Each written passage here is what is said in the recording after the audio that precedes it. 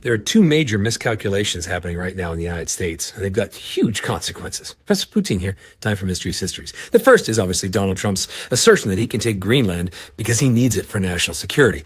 And he's obviously being advised by all the wrong people who are telling him, yeah, just go ahead and do it. What's anybody going to do? They can't stop us.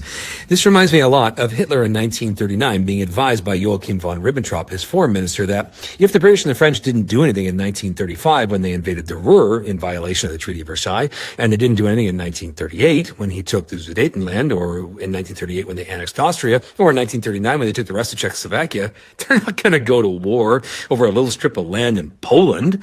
And so, September the 1st, 1939, Hitler launched World War II, which ultimately cost 50 million lives.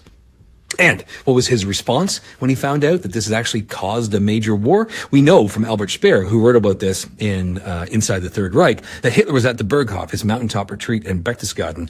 And when the news came over the wireless that the British and the French had actually declared war, according to Speer, Hitler went bone white, just face drained of all color. And he turned around in his wing chair and stared directly at Ribbentrop, who was shaking visibly. And Hitler, in a quavering voice, said, "Now what do we do?" And that's what's going to happen at 1600 Pennsylvania Avenue if Trump decides to go ahead with his plans. A bigger miscalculation, though, I think, is what Pete Hegseth is saying. His whole argument is that this is the biggest, most powerful, most fierce military in the world. Nobody's going to dare try and take us on. Look at how big and how powerful we are. Here's the whole thing, Pete.